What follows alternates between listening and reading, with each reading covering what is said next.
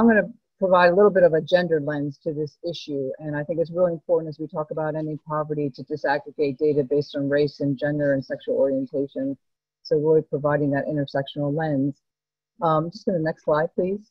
I am the director of Women's Way, and we've been working to advance the status of women and girls and gender equity for about 43 years, and unfortunately we're still fighting the fight. And we were the first umbrella funding federation in the United States specifically dedicated to women's issues, because again, if we look at these issues, we have to look at data across gender, race, ethnicity, and sexual orientation to really look at the barriers that affect subpopulations that are living in poverty. Go to the next slide, please. So why invest in women? As we heard, Philadelphia has the highest poverty rate among the 10 largest cities, but the largest group living in poverty is women, particularly women of color between the ages of 25 and 34 years old. And again, this has changed since COVID-19, but about 37% of our children live in poverty, because when women and mothers are poor, children are poor. And one of the things that's really driving this is not just the gender income gap, but the gender wealth gap. And there's a great article written by the New York Times about the wealth gap that has driven, really created poverty, particularly for people of color, and how reparations is really needed to address that.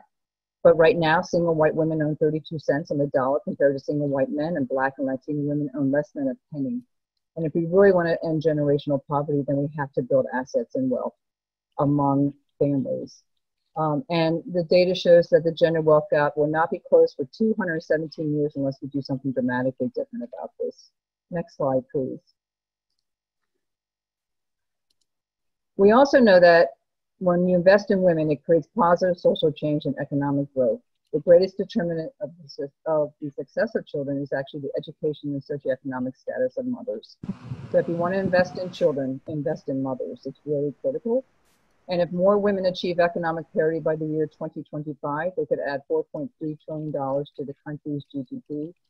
They are also the primary purchasers of most of our products in our country, and they're becoming the primary breadwinner of our families. So if you want to invest in the health of families, you can invest in the health and well-being of mothers. And they're still the primary caregiver. Next slide, please.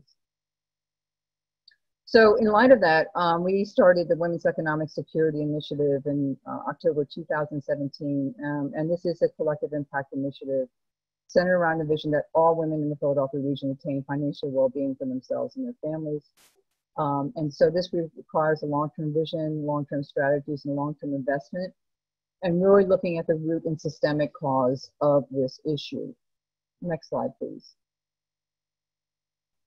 So we have a network. We've engaged actually over 150 individuals, but our active network is about 74 members representing 49 organizations, and it represents for-profit, nonprofit, philanthropic, and public sectors. And really important, which I'm going to be talking about, is women with lived experience of economic insecurity. Those impacted by the issues at hand have to be at the table from the very beginning, co-creating, co-designing solutions that directly impact them.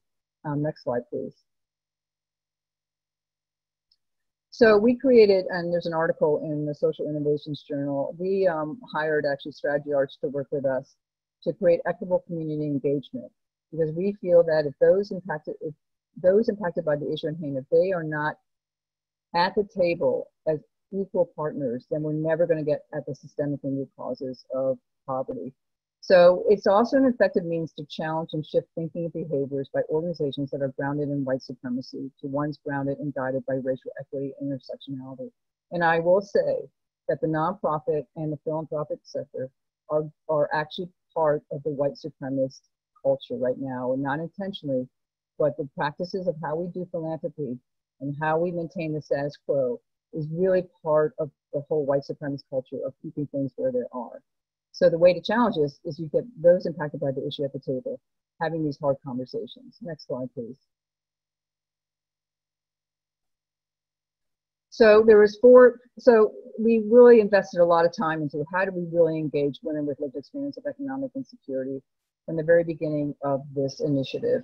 So there's 4 key areas. There's backbone commitment, and Women's Way is the backbone, building trust, sharing power, and fostering a rich learning environment. Next slide, please. So backbone commitment. We talk about this a lot, about engaging people from the community, but it really takes money and time and resources. So we leverage funding to hire a full-time person to direct the Women's Economic Security Initiative, also known as WESI. And a lot of this collective impact work needs someone full-time to really work on building trust and relationships with all kinds of partners. And when we hired consultants to help design this community engagement process, because to be honest, I didn't know how to do it effectively, and none of my partners really knew how to do it. So we put a lot of money into how do we really engage women from the very beginning and continue to engage them as co-leaders of this whole initiative.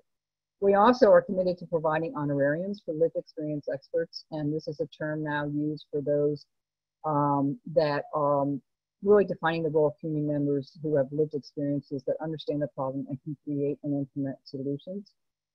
So we pay for them because they are experts and they deserve to be paid. Next slide. So building trust. We talk about the need to build trust, and this again requires a huge amount of time and resources.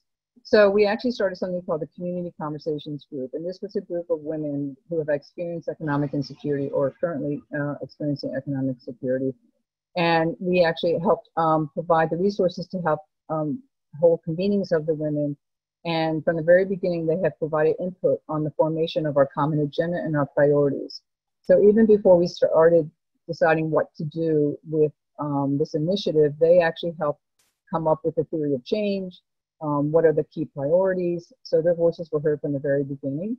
We also look at community members as experts, expert voices in the room. So when I attend these meetings or anyone from our organization, we listen and learn more and talk less. And so we operate as allies and not as white saviors, and I'd be glad to talk more about that another time. And then we create a culture of vulnerability and risk-taking. So the ED, the background, like me, I was very honest that I didn't know how to do this well. I didn't know how to address women's economic insecurity. And so I sought expertise of lived experience experts rather than from my board members and donors who frankly are far removed from these issues. And I said that to my board members, and they were not happy with me, that I was not trusting their advice because they really don't understand the issues. And I said, listen, we need the expertise of lived experience experts. And that's who we've been listening to from the very beginning. We also took a lot of time to look at community logistics. So we say we want to engage community members, but often we have them come to our meetings where it's conveniently located, when the time's convenient for us. So we asked them, what would help you get to these meetings? They said, do it during the evening. So all our meetings take place during the evenings because many of these women work during the day. And when we did that, we did lose some of our nonprofit partners because they said it was not convenient for them, but that's the risk we took. We provide meals and childcare during meetings, so we raise money to do that.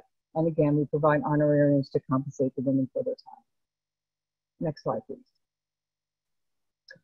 And really critical to this, once you spend time building trust and removing the barriers for lived experience experts to join your meetings and be part of this initiative, then how do we really share power? Because this is really what it's about, right? Equity is about sharing power.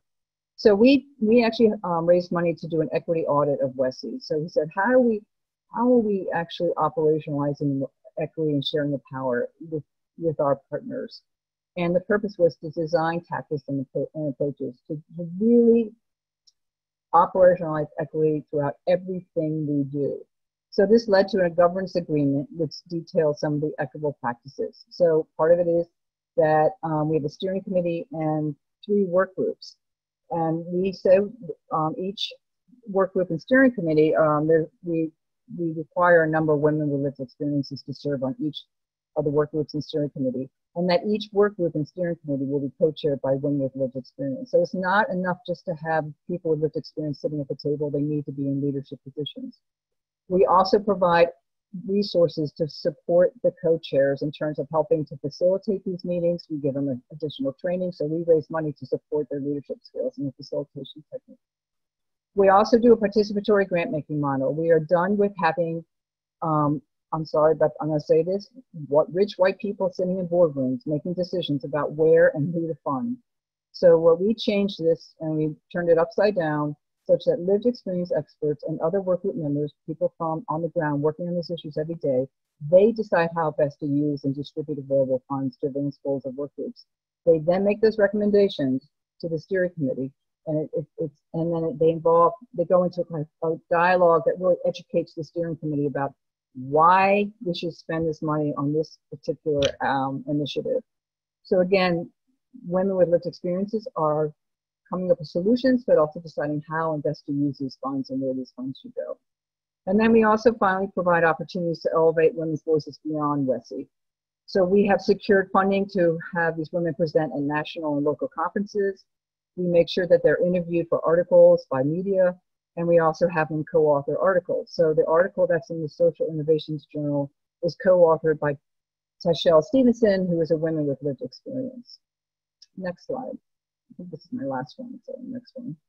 And then finally, foster a rich learning environment. I know this is focusing this whole panel on education, but this is a rich and robust way to educate people at the table. So having women with lived experiences and leaning into these hard conversations has been unbelievably transformative for our thinking, even the use of language. So create and facilitate a safe space for all voices to be heard. You have to have meeting norms and guidelines. And these guidelines were created by women with lived experiences and the other partners. How do we create a safe place so there's no judgment, so we can lean into these hard conversations and really start dismantling our own white supremacist thinking and thoughts, which I can guarantee you all of us have that in our minds. So we have to change our own personal narratives, and having women there at the table helps change that. So engaging these hard conversations with a lightly guided facilitation that is heavily informed by lived experience experts' perspectives has been transformative on how we think about these issues and how to move forward.